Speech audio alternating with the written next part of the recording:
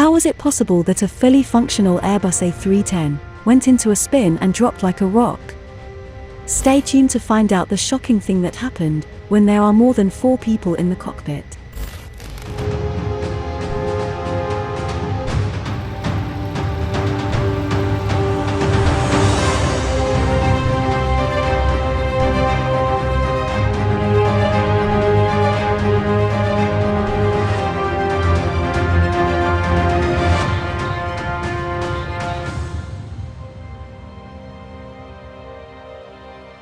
The year was 1994.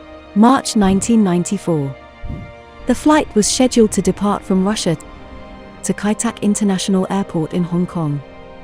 As the flight duration was more than 13 hours, 3 pilots need to take turns to fly the aircraft.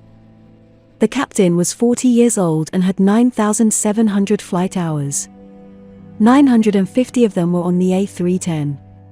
The first officer was 33 years old and had 5,900 flight hours. 440 hours were on the A310. The third pilot was a relief captain that had 9,000 flight hours. He had about 910 of them on type. The relief captain decided to bring his 2 children for this trip.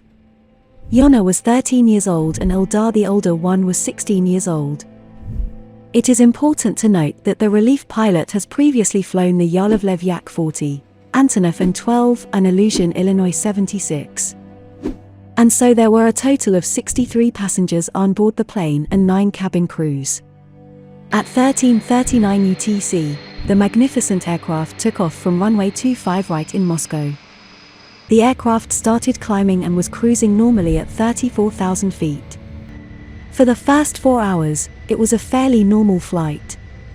30 minutes past midnight, the captain decided to rest and was replaced by the relief captain. Once the relief captain took over, one passenger who was also a pilot requested to be seated in the jump seat. That request was approved. The relief captain also then decided to call his 2 children into the cockpit. As the children was looking in the cockpit, the captain had an idea. He asked his daughter whether she would like to sit on his seat. Of course, Yona was super excited when she heard this. The captain got out of his chair to let Yona sit. But he made one crucial mistake. He did not hand over controls to the first officer. The relief captain then asked Yona to hold the control column. He then set the aircraft on heading select mode and started turning it to the left. The aircraft then started a 20-degree bank. This made Yona felt like she was in control of the plane.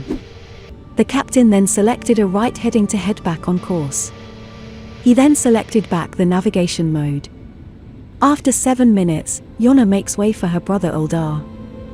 The pilot, who was traveling as a passenger, took a picture of Eldar. The relief captain then select the heading again to the left, so that the plane will turn.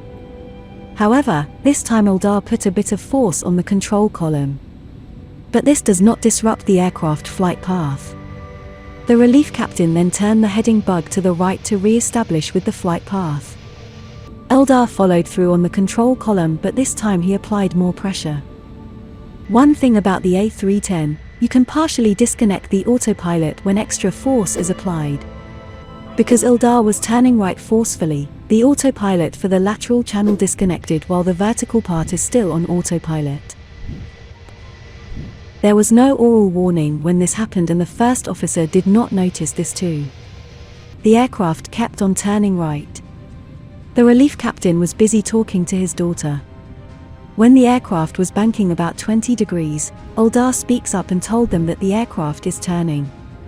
Now everyone was looking at the navigation display and was not concentrating on the aircraft attitude. The aircraft slowly started turning 30 degrees, then 45 degrees, with the autopilot still engaged. The aircraft tried to maintain altitude and the stabilizer was deflected fully up. As the aircraft was doing a steep turn, the crew and passengers felt a G-force of 1.6 G. That is when the pilots finally saw the attitude of the plane.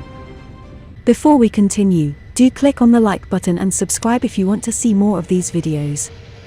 I appreciate you and will love you for a very, very long time. The relief captain shouted, "Hold on. Hold the column, Holding. Eldar, his son, actually kept holding on to the control column. The first officer understood the command and actually turned left to keep the aircraft level. But Eldar is turning right instead. Because of this, the aircraft is still turning right dangerously. The aircraft has now turned 90 degrees with the elevators fully up. The aircraft started shaking, giving an indication that it is stalling. The autopilot could not take it anymore and disconnected. The correct action was to actually push the nose down to get out of the stall before putting the wings level. As the aircraft protection system kicks in, the aircraft started putting her nose down. The aircraft pitch went from 20 degrees nose down to 50 degrees nose down. This gave an astonishing rate of descent of 39,000 feet per minute. The first officer finally regained his situational awareness and started pitching up. This induced a huge G-force on the aircraft. The relief captain is then unable to get back to his seat. The first officer then started pitching up and pulling back the thrust levers to idle. This maneuver caused the aircraft to lose speed. The speed that was at 400 knots dropped to 100 knots. The captain managed to get his son out of the seat. Once he was seated, one of the pilots kicked the rudder to the left. With low speed, the aircraft went into a spin and started diving straight down again. The aircraft managed to stabilize for a bit with a 20-degree left-hand bank. The pitch was still 20 degrees nose down. The aircraft would have stabilized if the pilots let go of the controls. But because of the nose down, the pilots started pitching up and the aircraft loses speed again. The rudder was then kicked to the left again. The aircraft then went into a spin again.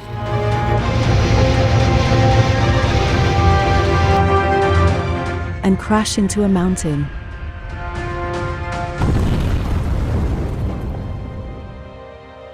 Everyone on board perished. The time it took for the plane to go down from its cruise altitude was 2 minutes and 25 seconds.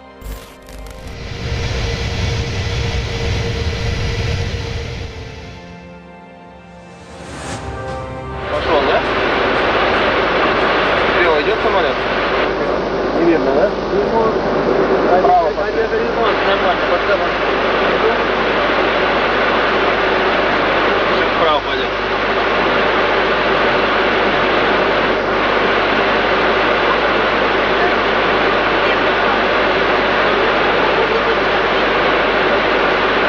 Что-то я находил. Что-то?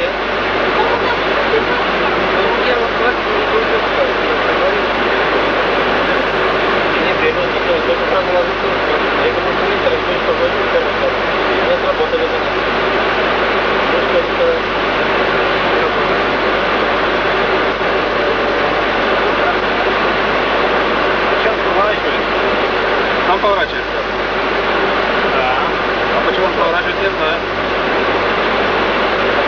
Пусть забьет. Вы в зону пошли ожидания. Да? Конечно. Ребята. Держи, что он держит. В обратную сторону. Обратно, влево. Обратно. Влево крути. Вправо, влево. Влево. Обратно. Влево. А влево крути. Вправо. Вправо. Ты не видишь, что это? Вправо крути. Вправо крути. Вправо крути. Право! Да влево земля, вот! Ильдар, выходи! Выползай назад! Выползай назад, Ильдар! Ты видишь здесь меня? Ну ты малый! Выходи! Выходи, Ильдар! Выходи быстрее! Выходи! Выходи! Выходи! Выходи, говорит! Полный газ! Полный газ! Полный газ! Дал газ, дал! Полный газ! Дал! Кажется! Полный газ! Нет! А? Я дал газ, дал! Какая скорость?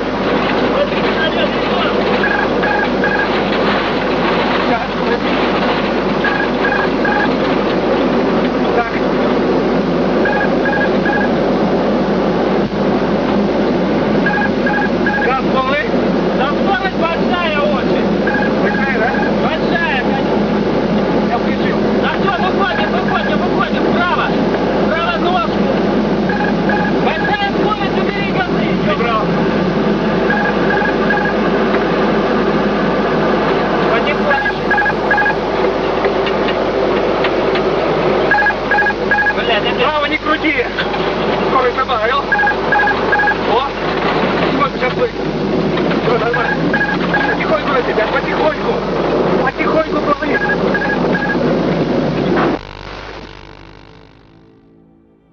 After the investigation, it was concluded that the cause of the crash was due to the presence of a civilian at the controls. He then disconnected the autopilot lateral control and no warning sounds were heard. The pilots were also not trained for jet upset recovery at high altitude. The first officer was also not seated properly when he was in control. During the cruise phase, he actually put his seat back to relax. After the accident, several recommendations were introduced. Flight deck security was enhanced. More training was given to pilots. An audible warning system was also introduced in order for the pilots to be aware of a change in flight systems. Do subscribe to this channel for more true stories in aviation. If you want to see more videos like this, check out our other videos on the playlist. Thank you very much for watching. I appreciate you and do comment below on what do you think.